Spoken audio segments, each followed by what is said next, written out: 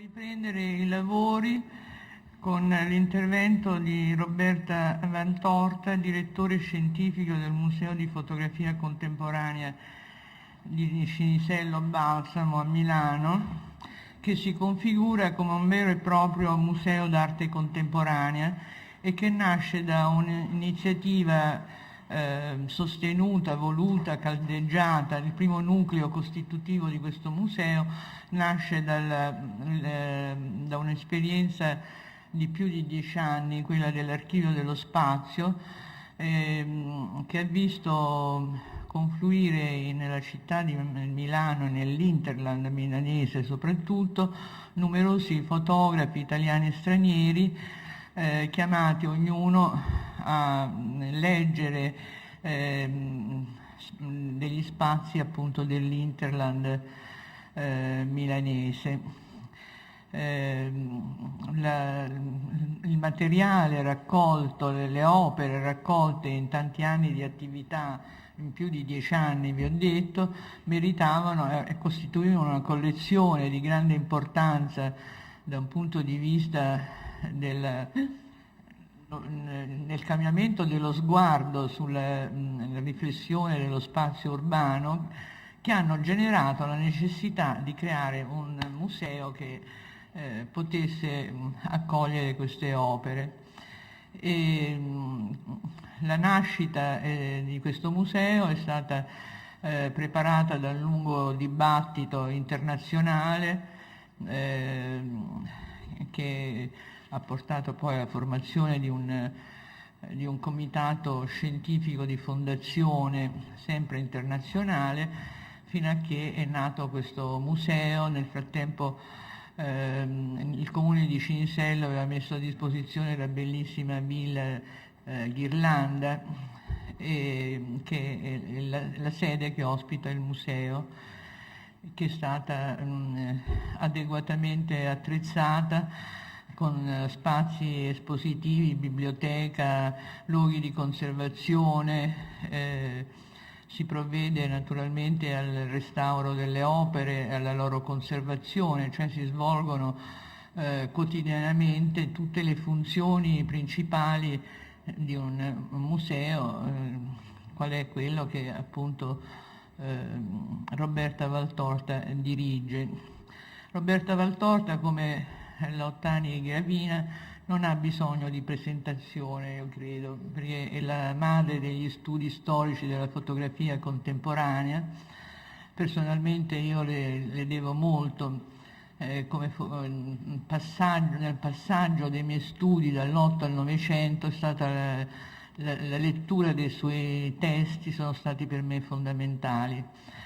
Nella promozione di dibattiti sulla fotografia ha promosso una serie di quaderni di Villa Ghirlanda, che man mano hanno raccolto nel tempo il dibattito su varie problematiche della fotografia anche nel suo passaggio dall'analogico al digitale. Da sole questa collana dei quaderni costituiscono già di per sé un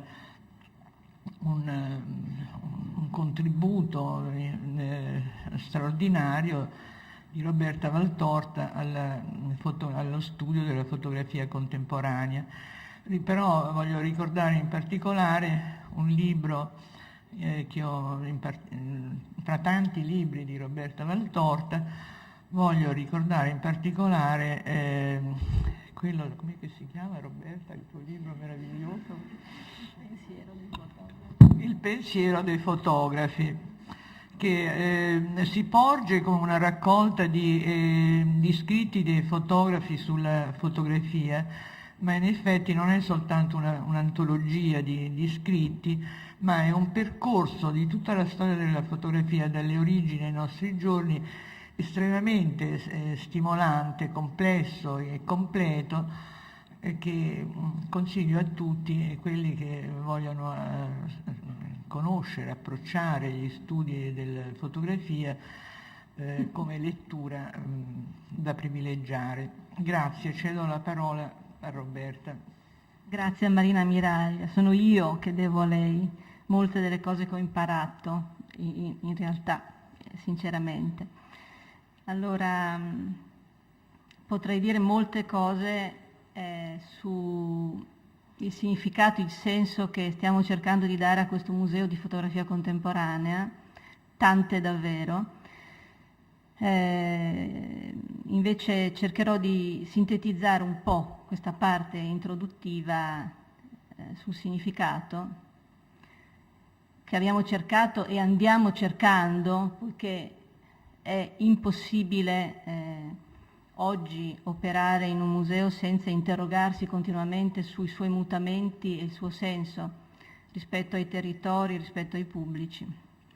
Comunque limiterò questa parte per poi mostrare in realtà le collezioni, anche se velocemente, avendo un occhio di riguardo per quei fondi fotografici che, nel rispetto del titolo di questo convegno, possono offrirsi come fonte di ricerca storica, comunque di ricerca anche rivolta ad altre discipline, nonché naturalmente come materiali per la storia della fotografia.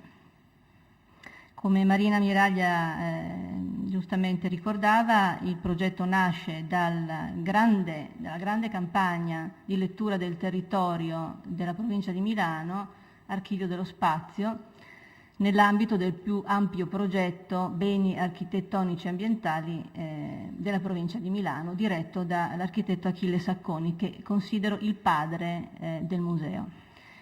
All'interno di questa grande campagna durata 10 anni, 87-97, ma progettata per la verità fin dalla metà degli anni 80, prima dall'83, si decide di non limitarsi a far eseguire ai fotografi delle semplici fotografie di documentazione dei beni architettonici e ambientali, come usavano fare le soprintendenze, come tante volte gli storici dell'arte e gli architetti hanno chiesto ai fotografi di fare, ma si decide di incaricare dei veri fotografi, diciamo, di architettura di paesaggio, colti, preparati, sensibili agli sviluppi della fotografia contemporanea, di dare lettura di questi beni in questo complesso territorio intorno a Milano, quindi un territorio che ha vissuto un fortissimo impatto dato dall'industrializzazione, no?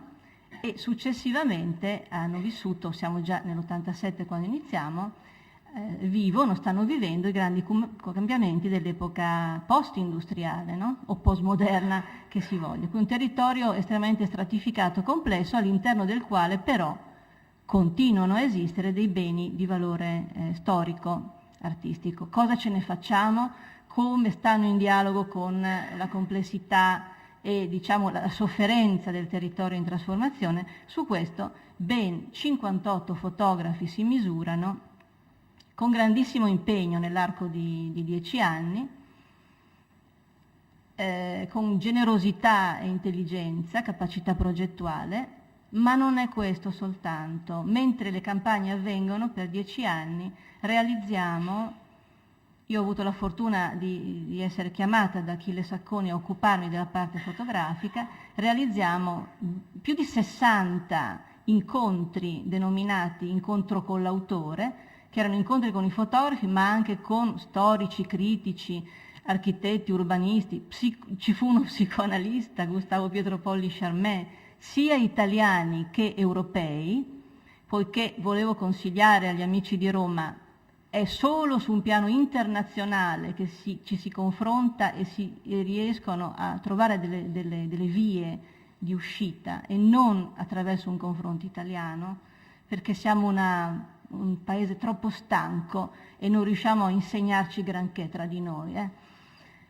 Attraverso insomma questo fitto dibattito, una serie di convegni, una fitta serie di mostre sia collettive che individuali che mostrano man mano il progredire del progetto. Arriviamo a produrre circa 8.000 stampe di 58 autori, tra i quali ci sono i grandi maestri della fotografia italiana contemporanea, quindi Ghirri, Basilico, Guidi, poi Mimo Iodice, Mario Cresci, Olivo Barbieri, Fossati, Ventura, Bossaglia, Radino, Taj, Chiaramonte e tanti altri più giovani, si arriva a costituire un nucleo di circa 8.000 fotografie importanti in quanto rendono conto del territorio, ma anche rendono conto di un linguaggio della fotografia in evoluzione. Siamo a cavallo fra anni 80 e 90, quindi diciamo la fotografia italiana finalmente entra un po' di più a far parte delle dinamiche della fotografia internazionale, ma anche dell'arte ormai internazionale. Si sta creando un mercato dell'arte anche per la fotografia, si sta creando un clima un po' più attento anche alla questione della fotografia come oggetto da studiare, pubblicazioni più fitte, più importanti vengono prodotte anche in Italia, cioè è un momento un po' di passaggio e di maturazione. L'università comincia a entrare in agitazione, nascono degli insegnamenti seppur in modo confuso, però insomma voglio dirvi è un momento di grande trasformazione. La provincia di Milano, che aveva promosso questo progetto, si rende conto che queste fitte iniziative che continuano per 10 anni con una grande tenuta istituzionale miracolosa, no? Per l'Italia, nonostante i cambiamenti politici intanto dell'ente, vanno avanti. Un pubblico molto solido si sta stringendo intorno a queste iniziative, dico davvero, un pubblico forte e affezionato. Studenti sempre di più hanno bisogno di studiare, di capire, chiedono, c'è bisogno di una biblioteca pubblica, gli studenti stanno studiando nelle biblioteche private, vanno di qua, di là, eccetera. C'è bisogno di stabilizzare questa situazione. Milano, come ricordava giustamente Silvia Paoli, mancava di un museo di fotografia, mancava anche di un riordino dell'archivio stesso della città, nonostante, questo è estremamente contraddittorio, Milano sia la città dell'industria, la città della comunicazione, quindi pubblicità, moda, design, quindi sembrerebbe la città che per vocazione deve occuparsi della fotografia specialmente contemporanea, e invece Milano non coglie questo aspetto. Perfino nell'università la fotografia si è presentata nella facoltà di architettura e design e faticosamente e non ancora no, presso la facoltà di lettere, beni culturali successivamente. Per dire, c'è questa strana opacità della città verso la fotografia. La provincia di Milano si assume questo compito di fondare un centro, nasceva come centro. Il nome iniziale sarebbe stato Centro Metropolitano di Fotografia, a indicare che nasceva proprio da queste fotografie che venivano dal territorio metropolitano, quindi dell'Interland, no? Della provincia di Milano.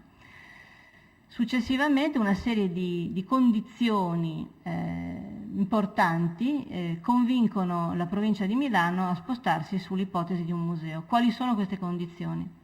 Beh, innanzitutto viene individuata una sede, che è quella di Villa Ghirlanda Cinisello Balsamo, per il semplice motivo che il comune di Cinisello Balsamo offre la sede, la villa del 600. Ma le condizioni che si stanno realizzando sono che a livello ministeriale si sta lavorando alla scheda F, cioè si sta molto tardivamente, siamo alla fine del millennio, capendo che la fotografia è un bene culturale e che merita di essere catalogata, studiata, conservata e, se del caso, restaurata.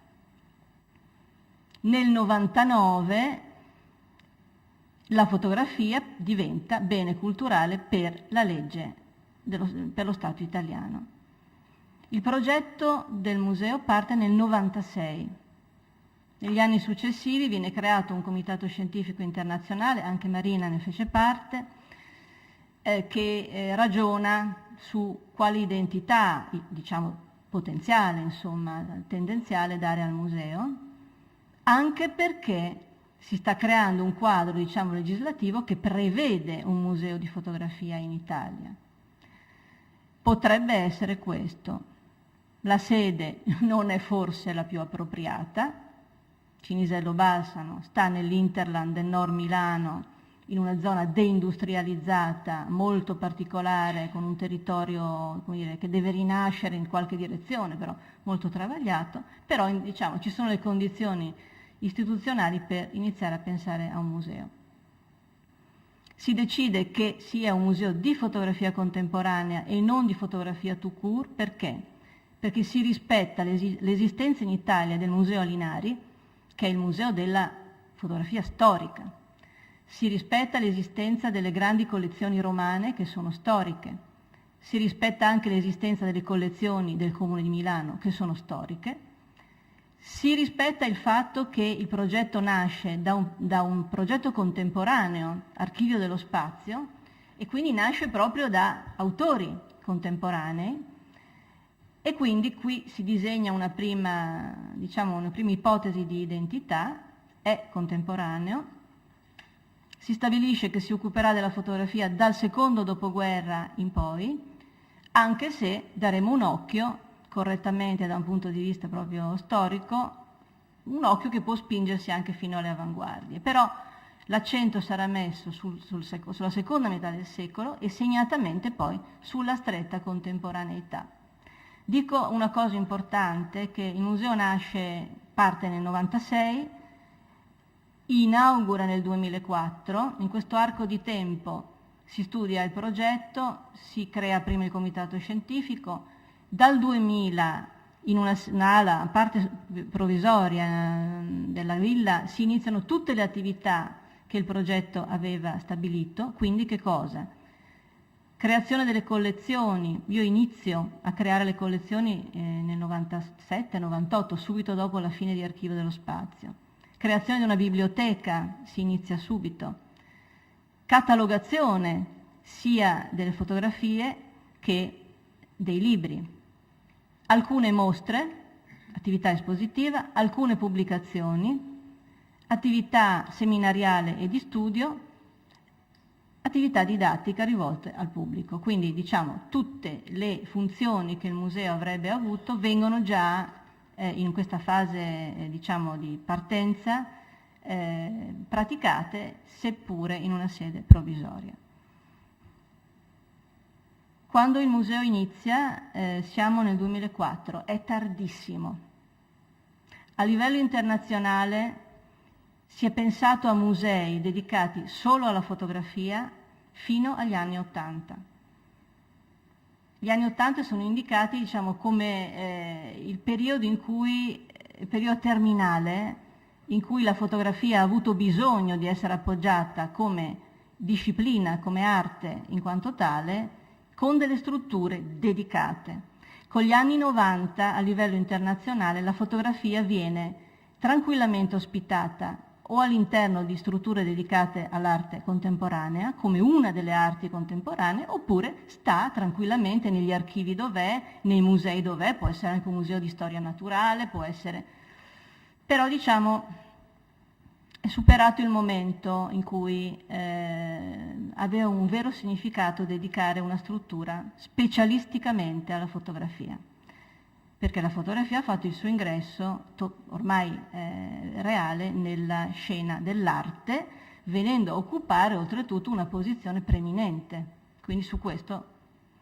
L'altro aspetto è che in quegli anni vi è il complesso passaggio dall'analogico al digitale.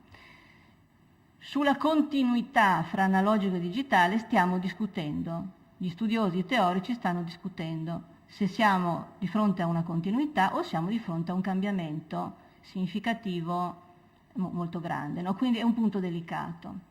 Il museo è nato in questo momento delicato, lo abbiamo fatto nascere perché era necessario farlo, ma è nato già in maniera problematica, dico problematica in senso anche positivo in questo momento, no? Però come dire, non nasce allineato da un punto di vista storico ad altre esperienze internazionali, nasce tardi questo museo. Però si chiama di fotografia contemporanea. Noi ragioniamo su queste tre parole, l'abbiamo fatto negli anni. Museo, fotografia contemporanea. È un museo. Cos'è un museo oggi? è chiaramente una struttura aperta, dinamica, che non si occupa più soltanto della conservazione, della valorizzazione, ma anche si interessa enormemente al pubblico, deve capire come si rapporta col pubblico. Non ha nessun significato conservare nulla se questo non viene messo a disposizione della collettività, ma non soltanto da guardare, ma da farne altro, cioè lavorare, partecipare. Questo museo è collocato in un territorio che è un hinterland deindustrializzato, con un pubblico difficile da raggiungere, anche se il pubblico non è solo quello dell'Interland, ma è quello della città, è quello dell'Italia, è quello dell'Europa. Però un grande sforzo va fatto per avvicinare quel pubblico che poi sono i cittadini che stanno finanziandolo, perché la cosa importante, questo museo è una fondazione che viene creata dopo l'inaugurazione 2004, una fondazione finanziata da denaro pubblico, Provincia di Milano, Comune di Cinisello Balsamo. Quindi noi dobbiamo rispettare questi cittadini e coinvolgerli e fare che il museo sia loro, appartenga a loro. Poi è un museo di fotografia, quindi dobbiamo ragionare su che cosa è la fotografia, come si sta trasformando, come si posiziona rispetto alle altre discipline, non solo l'arte, ma anche le altre discipline.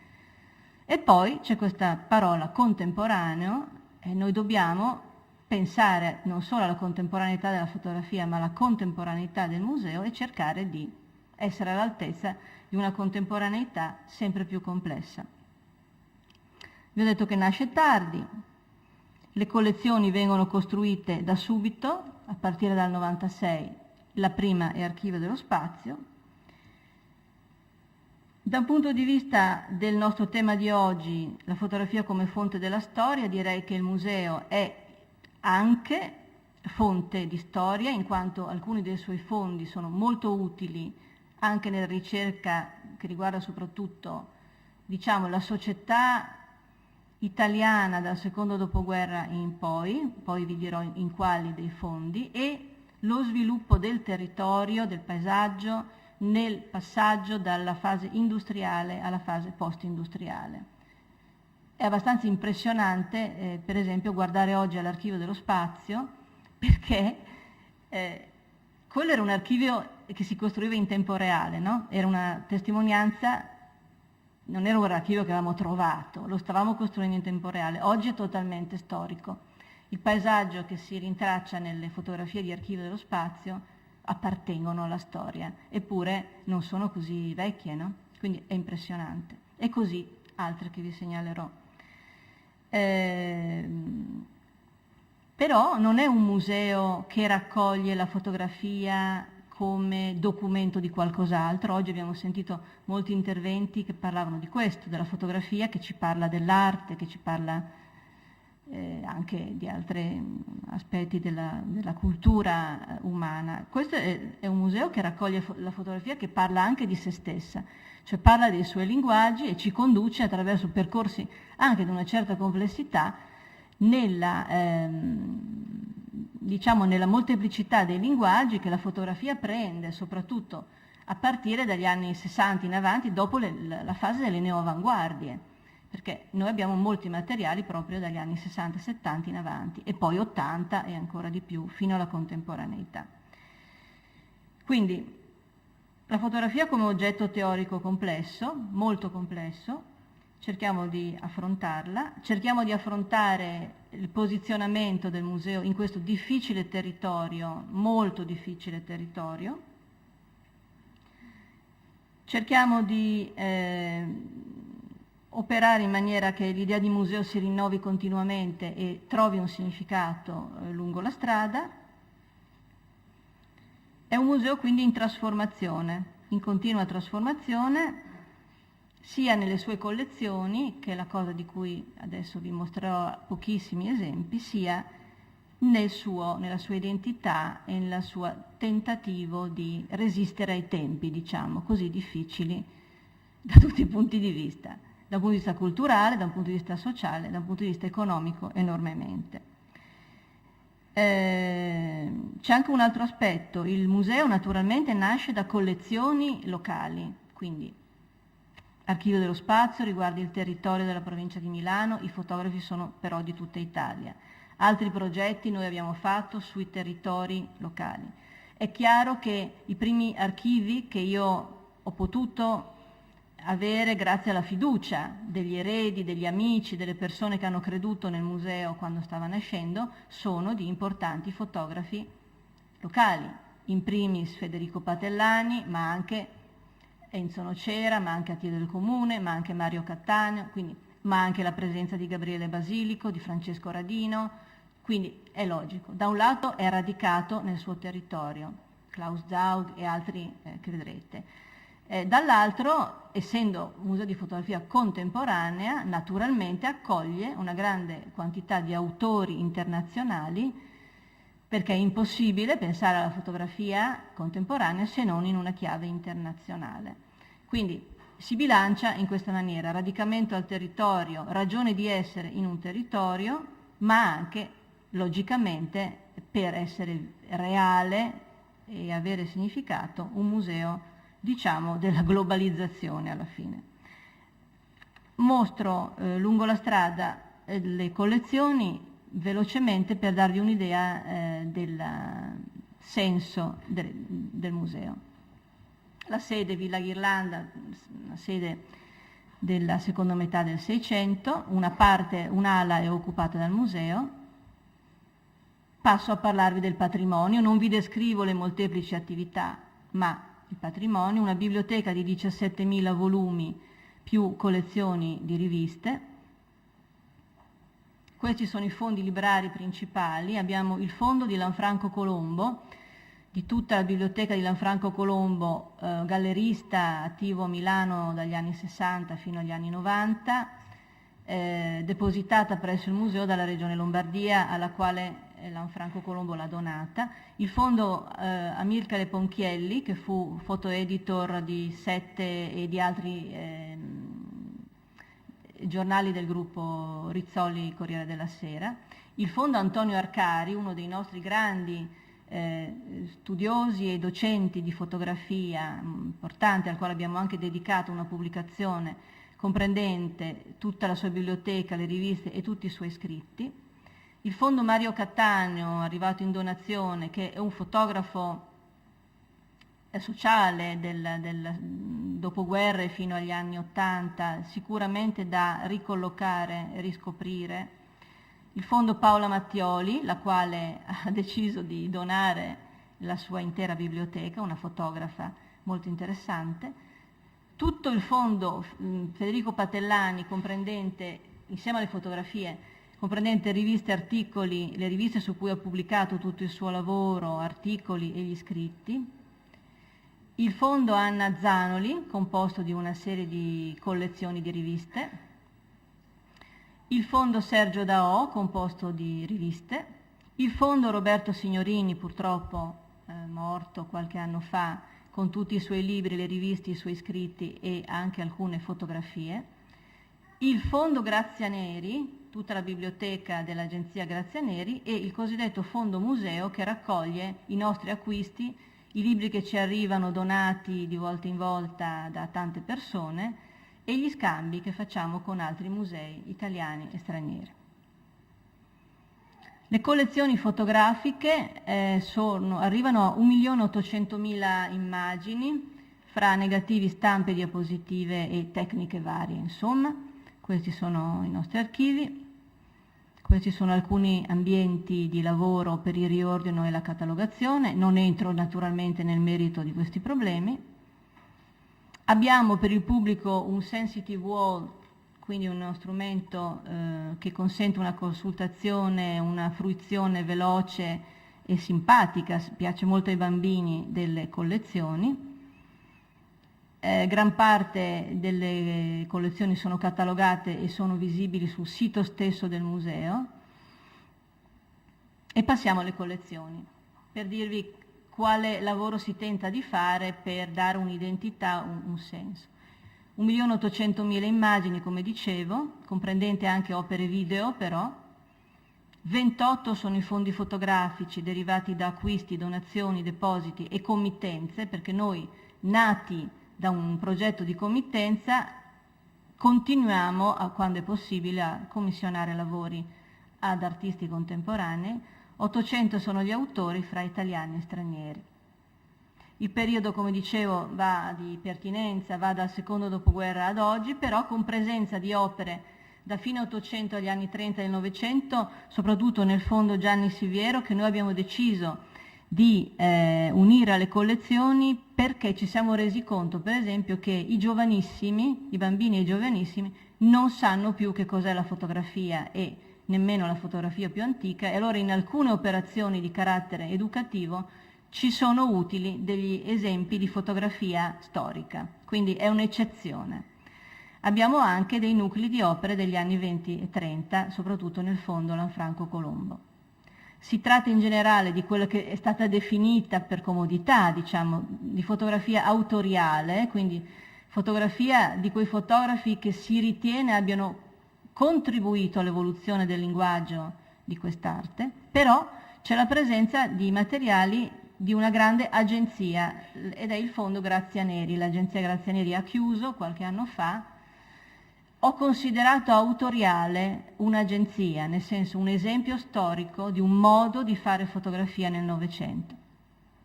3, grosso modo, i filoni delle nostre collezioni: la fotografia di paesaggio dagli anni 80 a oggi, le origini sono state, fotografia sociale dagli anni 40 agli anni 80 e, diciamo, chiamiamola ricerca artistica in quanto tale, cioè quei lavori che si rivolgono esclusivamente all'indagine del linguaggio e al mondo dell'arte, dalle avanguardie a oggi. Abbiamo 4 tipologie di fondi, questo per creare delle famiglie: fondi derivati da committenze, come dicevo, grossi progetti di committenza. Abbiamo archivi completi di un solo autore, abbiamo delle selezioni di opere di un solo autore e abbiamo molti autori insieme, ma questo giusto per orientarci.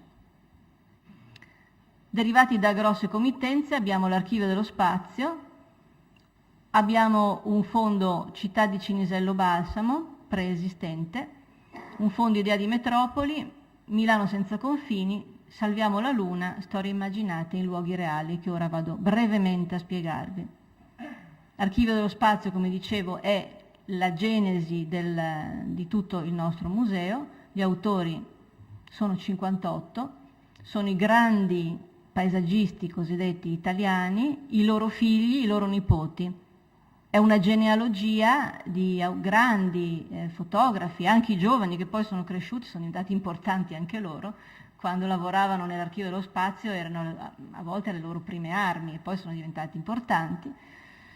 È uno spaccato di un'area della fotografia italiana che si esercita, diciamo, su un territorio che è quello della provincia di Milano, però attraverso linguaggi diversi. È veramente un caleidoscopio. Mostro pochissimo, un'immagine di Luigi Ghirri, pochissimo, Olivo Barbieri, Gabriele Basilico, Vincenzo Castella, Giovanni Chiaramonte, ma sono proprio, in realtà il senso di Archivio dello Spazio lo si ha guardando l'intero fondo, la complessità dell'intero fondo. Fossati, Guidi, Iodice, Radino. Al progetto Archivio dello Spazio fece seguito, sempre per committenza della provincia di Milano e mentre nasceva il progetto del museo, il progetto Milano senza confini. In questo caso 10 autori sia italiani che europei vengono invitati a lavorare liberamente sulla città di Milano. Anche in questo caso noi abbiamo materiali che ci parlano del territorio, però ci parlano ormai in maniera ancora più libera che non in Archivio dello Spazio. Mostro molto sinteticamente, insomma, qualche esempio. Basilico, nuovamente Guidi, Castella, John Davis, uno dei massimi paesaggisti inglesi, Thomas Strutt, uno dei degli esponenti della scuola di Düsseldorf, Peter Fischli e David Weiss, che hanno lavorato sul Duomo in quel caso, Paul Graham, artista finissimo inglese, mentre già era aperto il cantiere per la realizzazione del museo e noi mettevamo in pratica come gruppo di lavoro ufficio museo si chiamava, non era il museo, mettevamo in pratica tutto il progetto del comitato scientifico, incarichiamo 8 allora giovani autori a lavorare su questo concetto idea di metropoli, svincolato da un territorio preciso, lavorano sul concetto stesso di idea di metropoli. Anche in questo caso molti di loro sono diventati i protagonisti della fotografia italiana contemporanea, allora li chiamavamo giovani autori. Qui un'opera di Paola Di Bello, Marco Signorini, Francesco Iodice. Ormai entravano dentro questi lavori, già in Milano senza confini, qui ancora di più, il video, le installazioni. Alcuni di questi io non vi posso mostrare, ma sono installazioni, quindi non più soltanto fotografie a muro, ma ambienti. Successivamente ancora realizziamo un progetto, storie immaginate in luoghi reali, sono luoghi della regione Lombardia, perché il finanziamento veniva dalla Cariplo, quindi noi ci dedicavamo a luoghi che la Cariplo avrebbe, siti che avrebbe restaurato, valorizzato. Invitiamo autori italiani e nuovamente stranieri a lavorare. Abbiamo Fasten Ekens, abbiamo Jean-Louis Garnel, Gilles Canslova fra gli stranieri e in questo modo portiamo avanti ancora le collezioni perché il valore della committenza è duplice. Da un lato far lavorare gli artisti, quindi stimolare le produzioni contemporanee, dall'altro portare avanti le collezioni. Restiamo dunque fedeli a un'idea di lavorare sul territorio, però in maniera sempre diversa, non più guardando al paesaggio, ma guardando a situazioni psicologiche, sociali, virtuali anche in certi casi. Ecco qualche piccolissimo esempio. Intanto si sta costruendo una metrotranvia mitica che in soli 5 anni viene realizzata e congiunge Milano a Cinisello Balsamo. Incarichiamo allora Francesco Radino di lavorare sulla costruzione di questa metrotranvia e c'è quindi questo fondo, Francesco Radino Metrotranvia, che racconta il progredire di questa opera.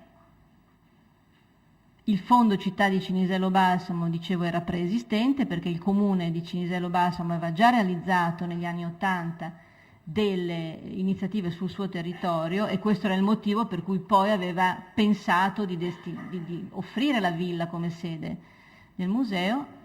Avevano lavorato a più riprese Gianni Berengo Gardin a più riprese, gli altri nell'88, Rossella Bigi, Chiaramonte, Lago Maggiore, quindi anche questo è un fondo, vedete il numero delle stampe, io non ve lo dico, è sempre indicato il numero delle stampe, le date, no? Un fondo dovuto a committenza.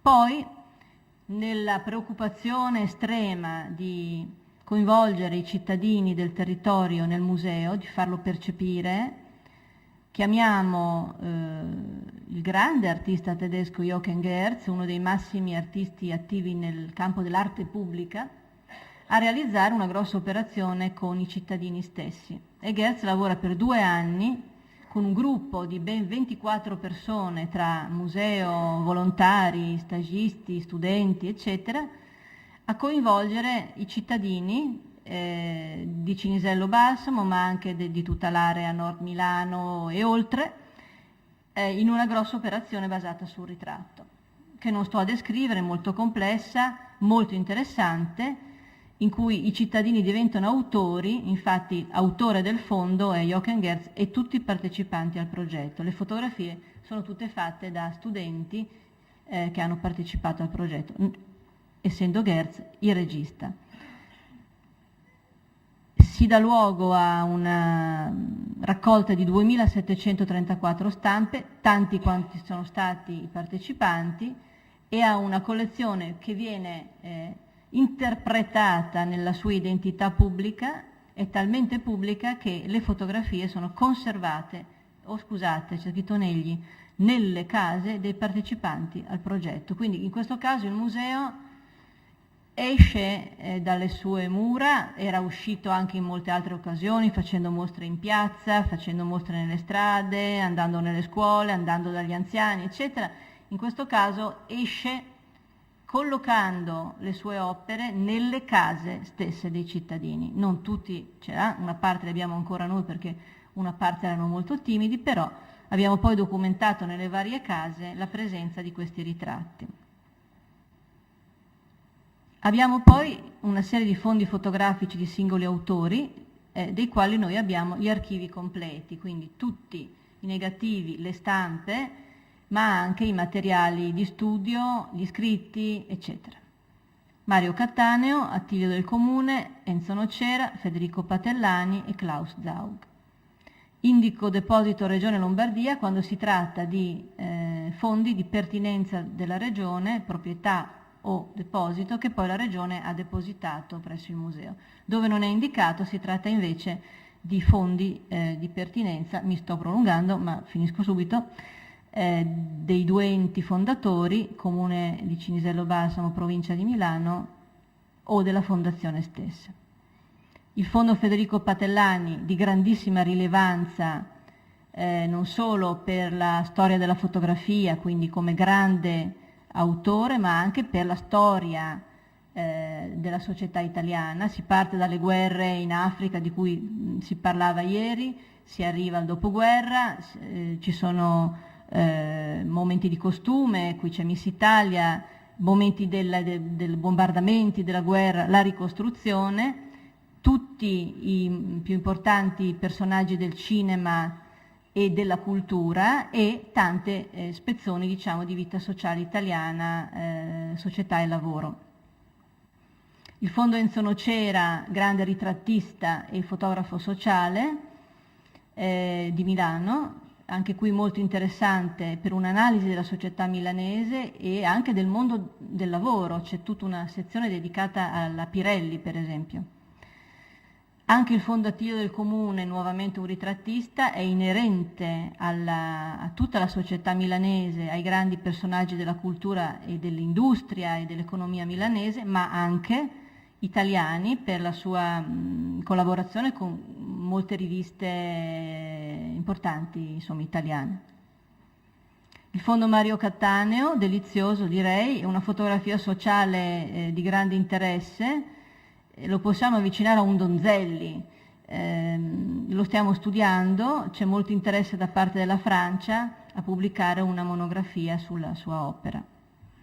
Il Fondo Klaus Zaug, di competenza della Regione Lombardia, diciamo uno dei primi esempi di fotografo impegnato nella pubblicità e nella moda, abbastanza buffo perché è una pubblicità, una moda ancora agli esordi, non ancora così aggressive come sarebbero diventate poi nella cultura del consumo milanese.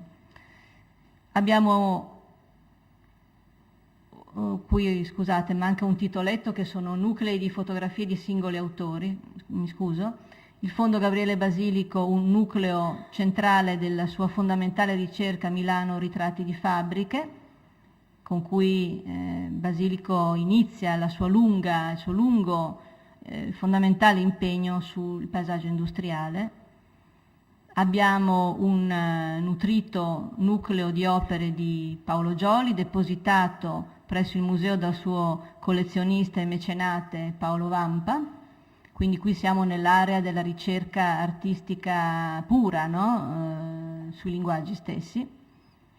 Abbiamo tutto il lavoro di Monti a Sant'Arcangelo di Romagna, l'intero nucleo che deriva dal fatto che durante Archivio dello Spazio la provincia di Milano dedica a Paolo Monti una grande mostra antologica e un convegno su Monti e alla fine rimangono queste fotografie.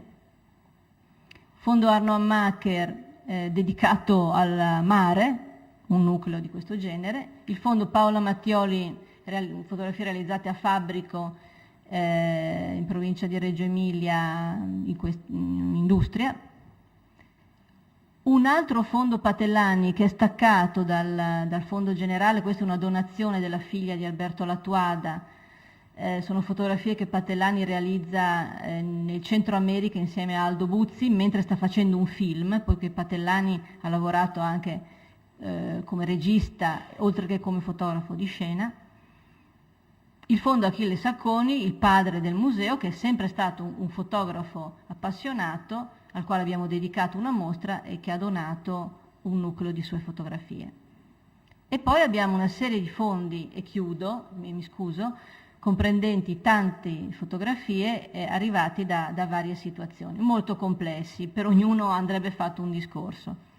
Lanfranco Colombo, collezione Fine, Grazia Neri, premio Riccardo Pezza, raccolta antologica, raccolta Gianni Siviero, il racconto del nostro presente e Viaggio in Italia. Il fondo Lanfranco Colombo, estremamente composito, comprende 37.000 fotografie di tantissimi fotografi italiani e stranieri, anche di grande rilevanza. Non facciamo neanche in tempo a leggerli tutti, ma trovate queste indicazioni anche nel sito, oltre che nei 2 cataloghi delle collezioni. Si va dalle avanguardie, Roccenco Veronesi, si passa attraverso diciamo la fotografia soggettiva di Otto Steiner, la fotografia informale di Siskind, abbiamo un nucleo rilevante, abbiamo un nucleo di fotografie di Monti, molte fotografie di Mario Giacomelli, Leslie Creams, Floris Noisus, quindi insomma tutta una panoramica della fotografia del secondo Novecento e in particolare dagli anni 60 in avanti, che ci parla proprio di quel momento, di quei decenni. Arthur Tress, Christian Vogt, c'è anche Nino Migliori che è qui ma non ho messo una sua fotografia, Arnaud Claes, Bernard Plossu, Cresci, i nostri italiani, le loro prime ricerche, molte fotografie di Cresci, parecchie di Barbieri, un buon nucleo di Luigi Ghirri, alcune fotografie di Roberto Salvitani, molte fotografie di Mimmo Iodice, molte di Guidi, quando dico molte intendo 200-300.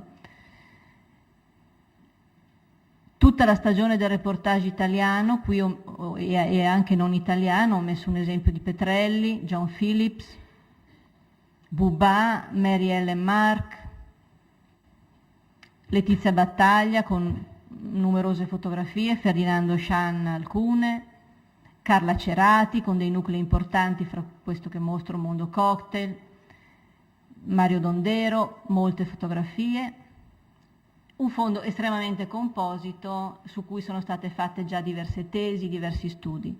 La collezione Fine arriva da un'associazione culturale torinese che poi ha perso la sede, si è sciolta e con fiducia ci ha depositato questa collezione. Mostro solo un'immagine di Bruna Biamino, fotografa torinese. Tutto il fondo Grazia Neri, sono circa 800.000 fra stampe e diapositive, anni 60-2000, lo stiamo indagando, è molto complicato da gestire, naturalmente molto costoso da catalogare, naturalmente uno spaccato di fotografia sociale, di costume, spettacolo, politica, cronaca, quello che una grande agenzia può aver raccolto in 40 anni di tempo. Mostro soltanto un'immagine di Dino Fracchi e uno di Giuliano Lucas, ma insomma un altro grosso, una miniera da studiare, da utilizzare.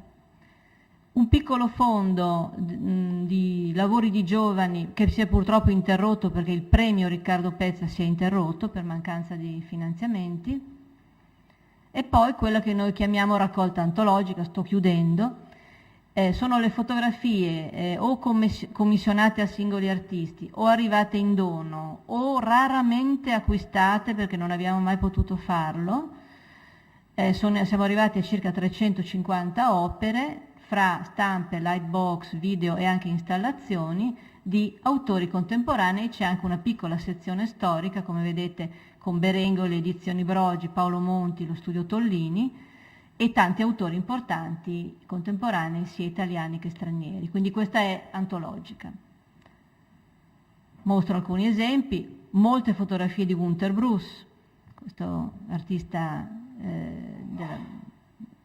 dell'azione viennese, Paola De Pietri, Hans van der Meer, di cui abbiamo anche un video, Marina Ballo-Charmet, mostro pochissimo, Silvio Wolf, Jean-Louis Garnel.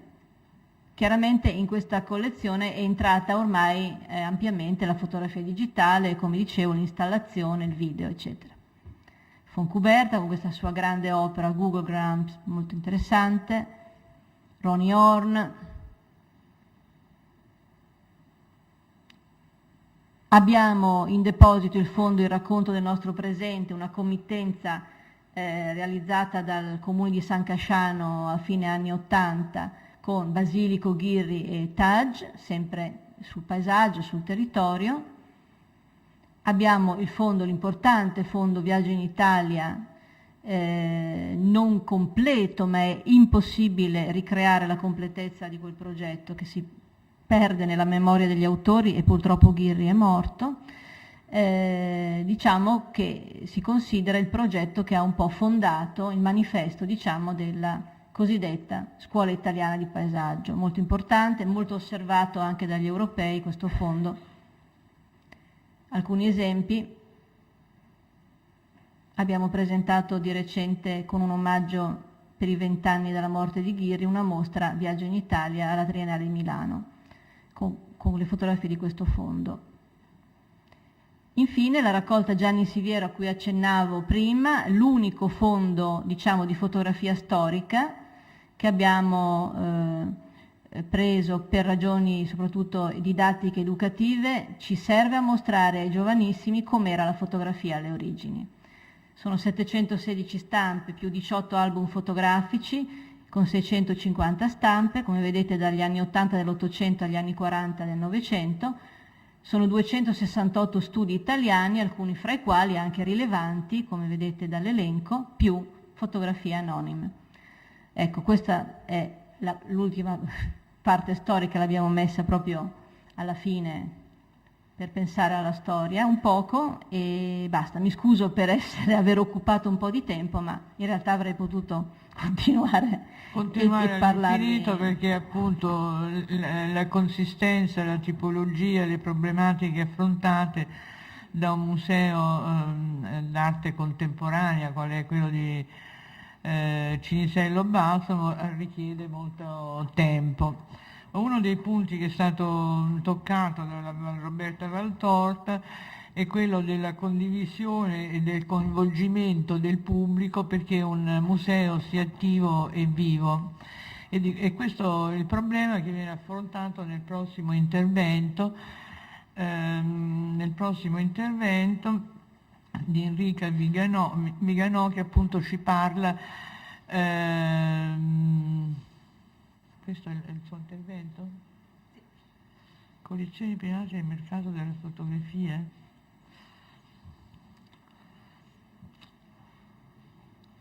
Io pensavo che lei ci parlasse soprattutto della sua attività, non avevo letto il titolo del... parlasse soprattutto della sua attività... di parlare di collezioni private. Le collezioni private, ma anche del loro utilizzo in chiave espositiva. Sì. E a questo proposito, fra tutte i titoli della Viganò, ricordo soprattutto il fatto che nel 1997 fonda Admira, che è un'agenzia che si occupa di organizzare mostre, manifestazioni di fotografia, curare mostre, curare i relativi cataloghi. Interessata soprattutto alla contemporaneità, come dimostra anche il fatto che dirige da diverso tempo, dal 2001,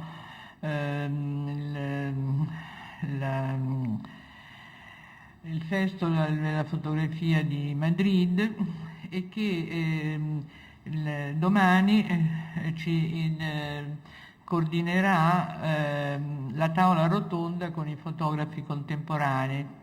Quindi do la parola alla Viganò. Grazie. Grazie. Buongiorno a tutti. Innanzitutto vorrei ringraziare l'Istituto Veneto di Scienze, Lettere d'Arte e l'Università di Padova per averci dato questa opportunità di essere qui tutti riuniti ad analizzare un tema così stimolante, soprattutto per le tantissime sfaccettature che sono state considerate. Quindi sono felice di essere stata invitata dal professor Brunetta a collaborare a questo convegno e mi ha chiesto proprio di buttare un occhio anche sulla realtà sempre più in crescita delle collezioni private. E in effetti la faccenda del collezionismo fotografico e di tutte le sue contraddizioni italiane mi sta molto a cuore e da anni me ne occupo sotto varie forme. Per esempio sono curatore di una collezione privata, quella di Guido Bertero a Torino, o come membro del comitato scientifico della prima fiera di fotografia in Italia, il MIA a Milano, che avrà la terza edizione a maggio del 2013, come private art dealer che cerca di vendere soprattutto all'estero i nostri autori italiani, e poi negli anni passati ho organizzato più di un convegno sul collezionismo fotografico, avvalendomi della preziosa curatela del qui presente Fabio Ammodeo e con la partecipazione di persone che vedo qua coinvolte nel convegno come Chiara Monte, Tomassini, Migliori, eccetera. Sono convinta infatti che le collezioni rappresentino una parte fondamentale dello studio della fotografia e credo che il collezionismo privato abbia un enorme potenziale per compensare le carenze già evidenziate negli interventi precedenti delle istituzioni.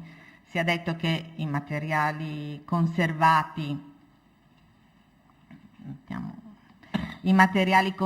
nei musei esistono e costituiscono un patrimonio imprescindibile, ma le raccolte sono ancora rare e spesso poco fruibili e soprattutto non esiste una dinamica costante di interscambio didattico con le scuole di fotografia o le facoltà di arte, di storia dell'arte.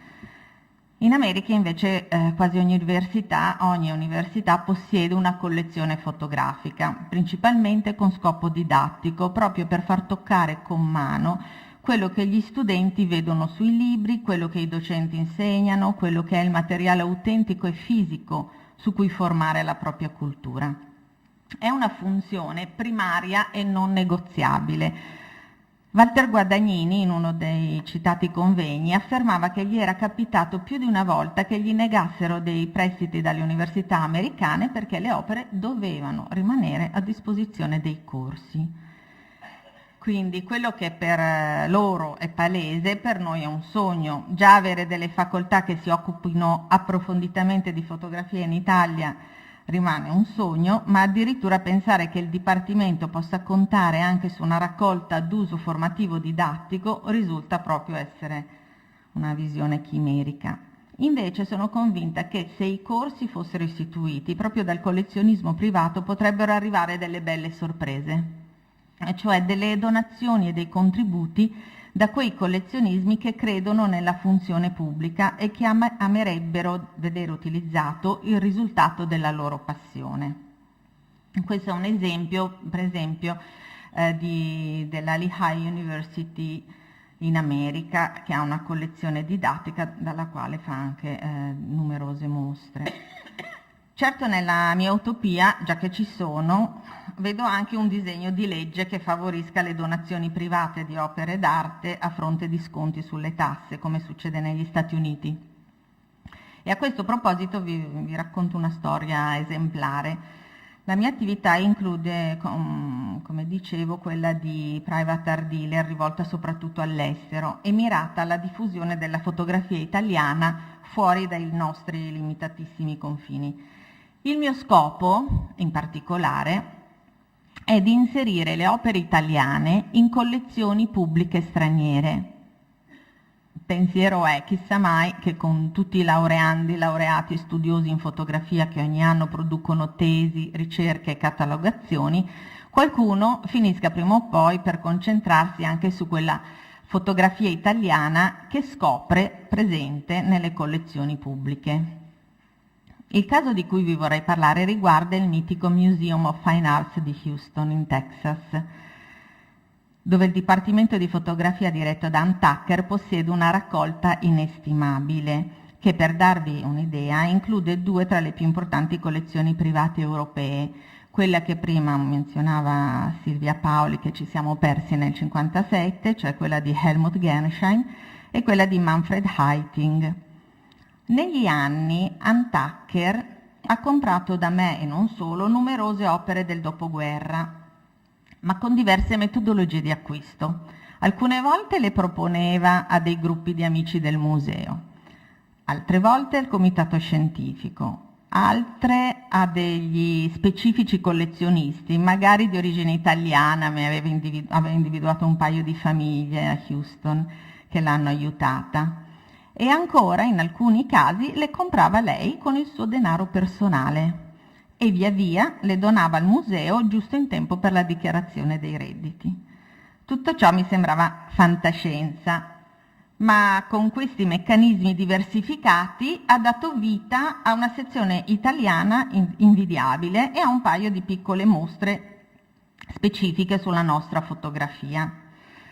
Inoltre mi ha anche caldamente consigliato di sottoporre le mie proposte anche a un paio di collezionisti, amici suoi, di quelli che le hanno già promesso di lasciare tutto al museo quando non potranno più occuparsene. Questi sono alcuni esempi di fotografie che le ho venduto nel tempo.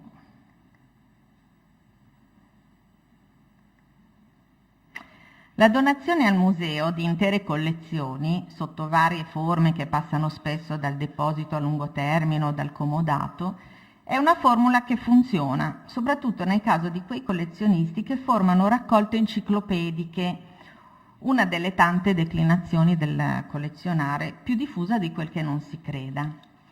Questo genere di collezionista va ben oltre l'attività di coloro che comprano le fotografie per appendersele nei loro spazi e godersele nel loro splendore. Questi ultimi, i cosiddetti collezionisti misurati, costituiscono una buona parte però del pubblico che visita appassionatamente il MIA.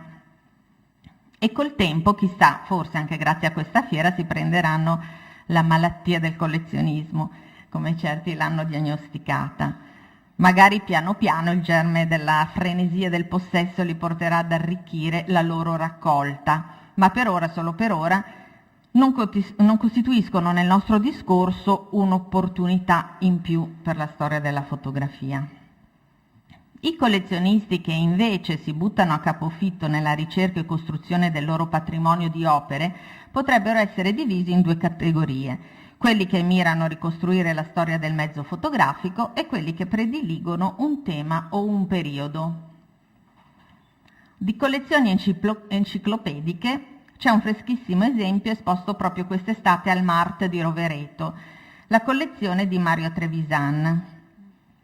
Sfogliando il catalogo si ha l'impressione di un caleidoscopio di immagini talmente variegato che ci si interroga inevitabilmente sul gusto personale del suo proprietario. Ma nel testo introduttivo la collezione viene illustrata con queste parole. La varietà delle opere presenti nella raccolta, sia dal punto di vista del tempo sia da quello delle opzioni espressive, lascia intendere la volontà di costruire attraverso le immagini una narrazione dell'evoluzione nello strumento stesso, prima ancora che nelle singole immagini e nelle singole figure che lo hanno utilizzato, e in alcuni casi prima ancora che nelle stesse preferenze del collezionista. Il Mart ha acquisito la collezione Trevisan e potrà quindi annoverare tra le sue opportunità un eccezionale percorso lungo tutti i 170 anni della fotografia, e da questo patrimonio potrà estrarre materiali per progetti diversificati e immagino anche prestiti per altre istituzioni. Un caso simile, ma finito oltralpe, è quello della collezione di Marco Antonetto, un torinese che vive a Lugano, il quale sta concludendo l'accordo con il Museo d'Arte di Lugano per un deposito di 5 anni rinnovabili con un'opzione per eventuale acquisto in futuro. Antonetto sta anche trattando per un ruolo attivo all'interno del museo, in modo da poter curare, nel senso più paterno del termine, questa nuova sezione che si aprirà nel museo grazie esclusivamente alla sua splendida collezione. In realtà Antonetto sta trattando per una concessione di circa 500 pezzi selezionati tra i 4.000 pezzi della sua collezione. Ma immaginatevi per il Museo di Lugano, che finora poteva contare solo su qualche scatto di fotografi locali, cosa possa significare trovarsi oggetti che testimoniano l'evoluzione del linguaggio e della tecnica fotografica dalle origini ai giorni nostri, passando per la fotografia di paesaggio ottocentesca, attraversando la grande stagione americana della fotografia documentale e arrivando all'espressione più concettuale delle generazioni più vicino a noi.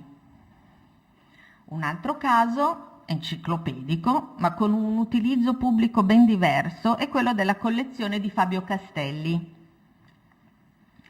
Castelli è riuscito ad attingere dal suo prezioso archivio materiale utilissimo per costruire un progetto ambizioso e necessario, presentato ad Art Verona nel 2008 e intitolato Le stanze della fotografia.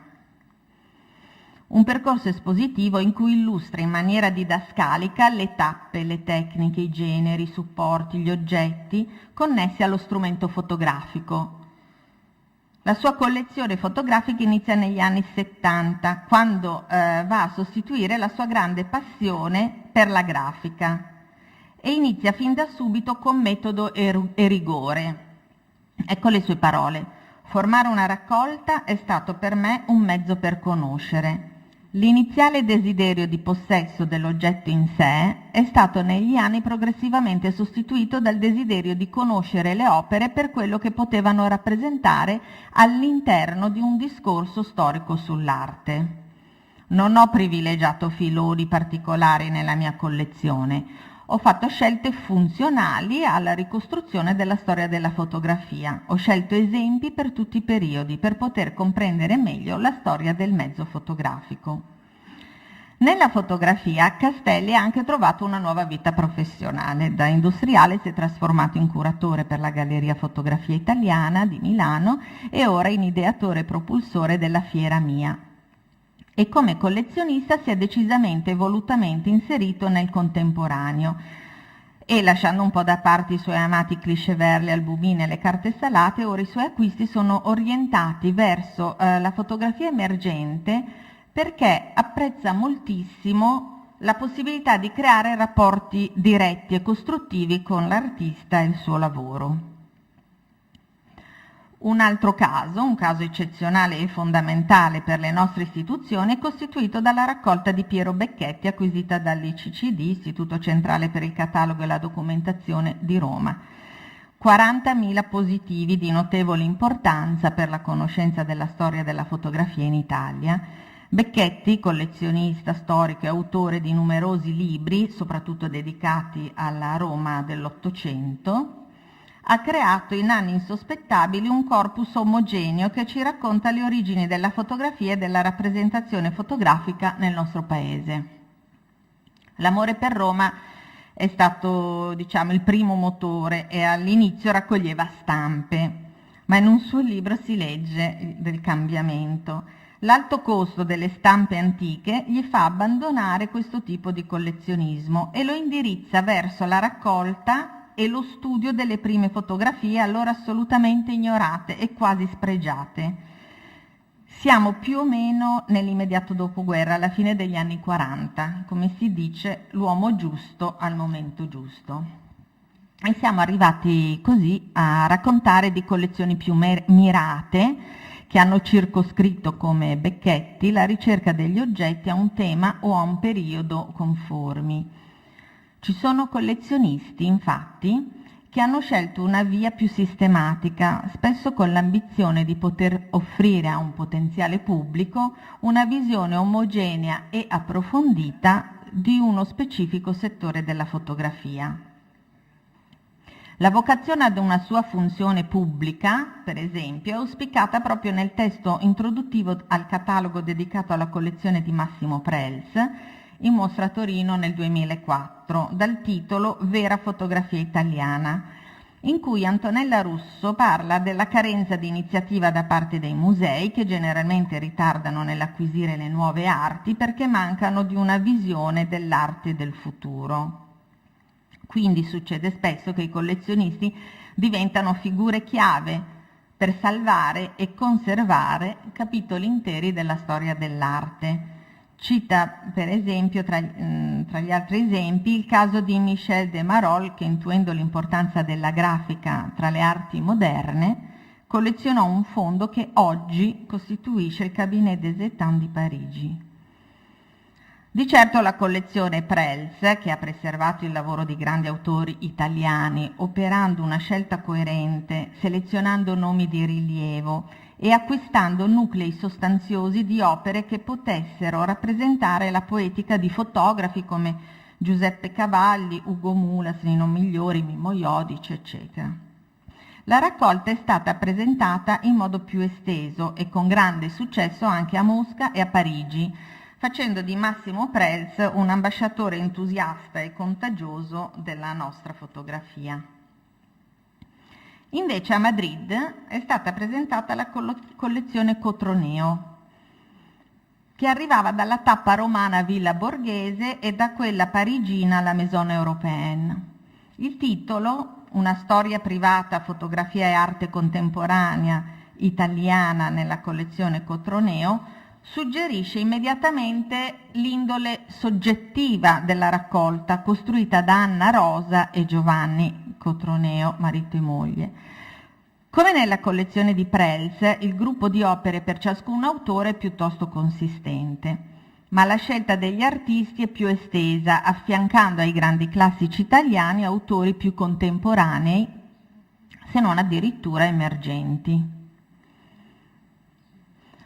E un'attenzione speciale proprio per le nuove generazioni, ma con un respiro questa volta internazionale, è quella rivolta da Patrizia Sandretto Herrera e Baudengo fin dall'inizio della sua raccolta nel 92. Quando viene citata la sua collezione predomina sempre il nucleo di arte contemporanea, ma la costituzione di una fondazione a Torino che ha come mission proprio una chiara funzione educativa, perché organizzano infatti laboratori per insegnanti e studenti di ogni età, l'ha condotta a comporre anche un ampio capitolo dedicato alla storia del linguaggio fotografico in Italia dalle origini ad oggi. E la collezione, inoltre, porta traccia importante delle numerose produzioni realizzate nel tempo. Oltre agli assignment specifici della Fondazione inseriti in progetti elaborati al proprio interno, la stessa Fondazione contribuisce spesso a produrre le opere di autori con cui Patrizia Sandretto collabora ed interagisce, perché lei dichiara: «La mia è una collezione orientata sulle ricerche in atto. Il rapporto diretto con l'artista costituisce l'imprinting del mio collezionismo, cioè prendere parte a un tragitto, a un ragionamento, a un progetto». La collaborazione con artisti di fama internazionale e gli scambi culturali con l'estero l'hanno inserita in un circuito di musei in tutto il mondo con cui collabora o dove addirittura siede come membro dell'International Council, per esempio al MoMA di New York o alla Tate Gallery di Londra. Con un exploit internazionale che ci ha tenuto tutti con il fiato sospeso, è necessario citare la collezione di Paolo Morello, che lo scorso giugno è stata protagonista di un'asta di Christie's a Londra, capolavori della fotografia italiana 1945-1975. Il fiato l'abbiamo tenuto sospeso perché se fossero andate vendute tutte le opere con le cifre stimate da Christie's, la fotografia italiana avrebbe fatto un salto impressionante sul palcoscenico del mercato dell'arte. In realtà è stato venduto solo il 31% dei pezzi offerti e solo qualcuno ha mantenuto o superato i prezzi stimati. Il capo del Dipartimento di Fotografia a Londra, Philip Garner, che ho incontrato proprio settimana scorsa a Losanna, alla mia inevitabile domanda su dove e come aveva trovato quel coraggio, mi ha risposto che lui ci credeva davvero, che non pensa di aver agito ingenuamente solo perché è affascinato dalla scoperta di questa fotografia italiana, ma ritiene piuttosto di essere lui troppo avanti rispetto ai clienti, i quali prima o poi ci arriveranno. E lo speriamo tutti. Con ambizione più modesta, ma coerenza lungimirante, vi presento il caso di un altro collezionista, Marco Pasini, il quale crede fermamente nell'importanza di disegnare un filo conduttore per la sua raccolta, in modo da distinguersi dalle tante collezioni enciclopediche simili tra loro e che inevitabilmente si contendono i pezzi sul mercato. Da anni insegue le fotografie di autori che si sono confrontati con il movimento, riuscendo a costruire una raccolta tematica che stimola e arricchisce l'indagine sul rapporto tra velocità e fotografia. Materiali utili per lo studio e naturalmente anche per le esposizioni. Infatti alcuni pezzi sono già stati prestati per una mostra in Spagna, dove all'interno di una rassegna dedicata all'Artigue Muncaxi abbiamo creato una sala didattica che accennasse almeno le varie tappe della fotografia di movimento da Muybridge in poi. No, però sono dentro. Ho lasciato per ultima la collezione che conosco meglio e che è stata di grande supporto per gli studi sul neorealismo, da cui è nata la relativa mostra itinerante esposta proprio ora a Verona e poi il libro in 3 edizioni diverse. La collaborazione con Guido Bertero è iniziata in occasione della mia prima mostra sul neorealismo, in cui gettavo le fondamenta della mia ricerca e sollevavo diverse domande. Una mostra per Foto Spagna 99 in cui presentavo solo 10 autori. Nel 2007 sono arrivata a pubblicare il libro con 75 autori e con diversi contributi autorevoli come quello del professor Brunetta sul cinema, ovviamente, e la cronologia comparata di Fabio Amodeo tra i ricchissimi apparati. Bene, in questo arco di tempo la collezione di Bertero è cresciuta da 0 a 1800 fotografie. La fortuna di potersi presentare negli archivi in cui dovevo recuperare i materiali da studiare e da esporre, accompagnata dall'allettante offerta di un'eventuale acquisizione da parte di un collezionista che voleva creare una raccolta omogenea dedicata alla fotografia italiana del dopoguerra, di sicuro mi ha facilitato il cammino. Ça va sans dire. Come molti dei collezionisti che ho citato, anche Guido Bertero cerca e compra solo vintage, quindi la mostra, che doveva necessariamente seguire un filo logico e scientifico, non poteva coincidere in toto con gli acquisti di Bertero, ma è certamente resa più preziosa dai pezzi della sua collezione che convivono con immagini modern print indispensabili al percorso espositivo. Con lui abbiamo scoperto archivi intonsi di fotografi che non avevano mai venduto stampe ai collezionisti, e stiamo parlando della fine degli anni 90, poco più di 10 anni fa, i quali si sorprendevano di un interesse da parte nostra così lontano dalla loro esperienza, a conferma di un ritardo ventennale nel nostro paese in questo campo. Sicuramente il fatto che la collezione di Guido Bertero abbia avuto visibilità con l'itineranza della mostra, che ha toccato Madrid, Winterthur, Rotterdam e Barcellona tra le varie tappe, ha destato interesse in diverse figure del nostro settore, e numerose sono state le visite di studiosi e le richieste di prestiti anche a livello internazionale. Ci tenevo quindi a sottolineare la funzione pubblica della collezione Bertero, che è custodita a Torino in parte nella sua splendida abitazione e in parte nella sua azienda, ma che potrebbe e dovrebbe trovare una sede per l'esposizione permanente come era in progetto tempo fa. Un progetto che purtroppo sta vivendo un troppo lungo stand-by e che difficilmente sarà supportato da un'istituzione pubblica. Quindi, per tornare al titolo del mio intervento, collezioni private e mercato della fotografia, un'opportunità in più per la storia, I casi che ho citato confermano la necessità e l'utilità di appassionati collezionisti, spiriti liberi all'avanguardia, pionieri incompresi e saggi investitori, a volte un po' folli, molto spesso, ma ben venga tutto ciò. Grazie.